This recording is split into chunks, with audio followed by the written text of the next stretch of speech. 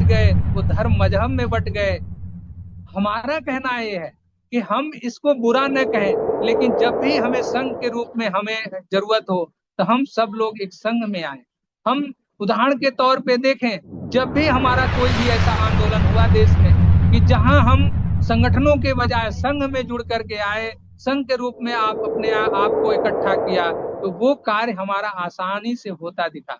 हम चाहे किसानों के संगठन देखें, चाहे हमारे 2 अप्रैल के अपने समणों के संघर्ष को देखें, चाहे ऐसे तमाम चीजों को देखें कि जब हम अपने आप को तमाम पंथों, धर्मों या पार्टियों या संगठनों में रहते हुए एक समूह में, एक आवाज में अपने आप को विकसित किया, एक मुखरता से अपनी बात बात को उठाई, वो बात हमारे इस देश की सत्ता में रहने वाले लोग स्वीकार किए। इस देश में रहने वाले न्यायिक न्यायिक विचारधारा, न्यायिक व्यवस्था के लोग उसे स्वीकार किए कि हाँ, लोगों को ये चाहिए, न कि एक थोपी हुई व्यवस्था चाहिए।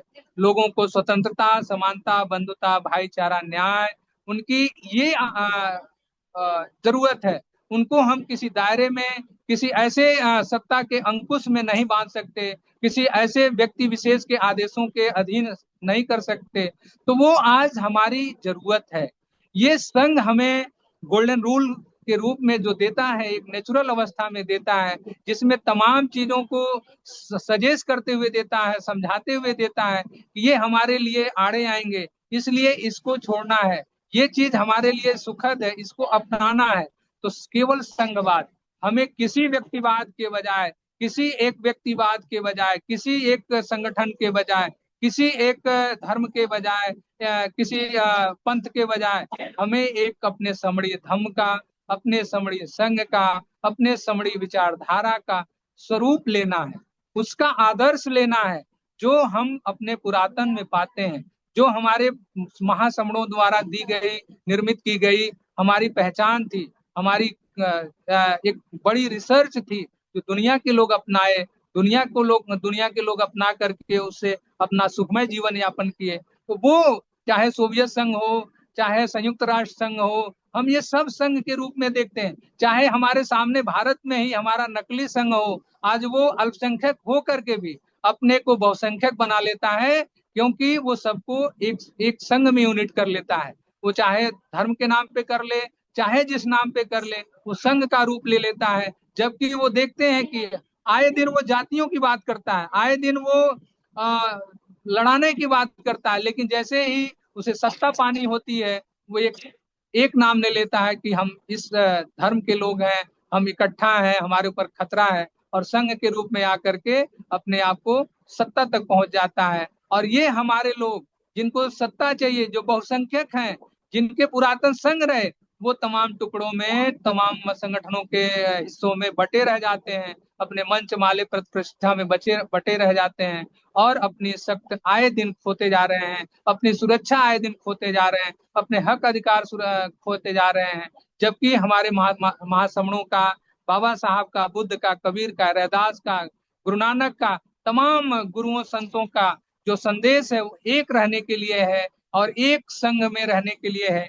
केवल संघवाद है। संघवाद मतलब यही है कि किसी व्यक्तिवाद, किसी अलगाववाद से अलग रह करके केवल एक संघ में आना।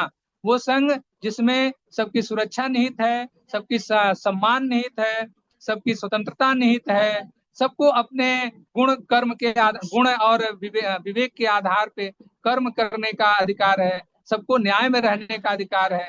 वो संघ हम न अपना करके ऐसे बंटवारे के संगठनों में अगर हम अपने आप को ले जाएंगे, तो निश्चित तौर पे हमारी शक्तियां बढ़ती रहेंगी, और हम ही नहीं, हमारे आने वाली पीढ़ियां भी अपने हक अधिकार से वंचित रहेंगी।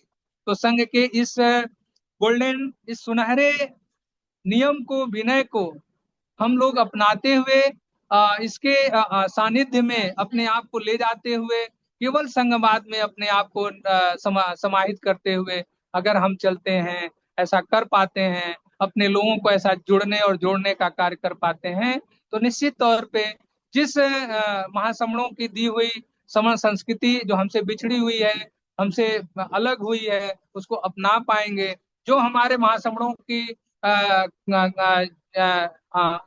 जो कल्पना थी कि ऐसा चाहूं राज में मिले सबन को अन, छोट बड़ो सब सम बचे रहदास रहे प्रसन्न। जो कल्पना थी ऐसे अशोक राज की, जिसमें अशोक राज क्या था, वही अशोक राज जिसमें शोक ना हो, वही अशोक है। वो अशोक राज हमारे बीच में फिर से आए, हम लोग फिर उसी अशोक राज को के रूप में अपने आप को निर्मित करें। अशोक मतलब जिसमें कोई शोक ना हो, कोई कोई बंटवारे ना हो, कोई भेद ना हो, ऐसे अशोक राज की कल्पना हो, जो अशोक से लेकर के, बुद्ध से लेकर के संत रैदास तक, बाबा साहब तक, और हमारे संतों गुरुओं तक, और आने वाले सभी संतों गुरुओं तक, जो महापुरुषों तक, अपने मानने वाले समणी विचारधारा के लोगों तक, जो ये विचारधारा लेके आते हैं, जो इसके साथ जुड़ते हैं और जोड़ते हैं, ऐसे लोगों के साथ इकट्ठा होते हुए अपने समणी संघ को, अपने समणी विचारधारा को, अपने समणी स्वरूप को संघ के रूप में विकसित करेंगे। ऐसी कल्पना, ऐसी उम्मीद के साथ हम लोग इसमें अपना योगदान दें। और इतना ही मैं कहना चाहूंगा। इस वक्तव्य में मेरे द्वारा कोई त्रुटि हुई हो तो संघ से मैं क्षमा चाहता हूँ। संघ मुझे माफ करे, संघ मुझे माफ करे। संघं नमामि, संघं नमामि, संघं नमामि, संतों को वंदामि। साधु साधु साधु, बहुत शानदार सर, बहुत शानदार सिद्धार्थ सर, साधु बहुत अच्छा कॉन्सेप्ट आपने रखा। बहुत बहुत साधुवाद सर। साधुवाद, साधुवाद।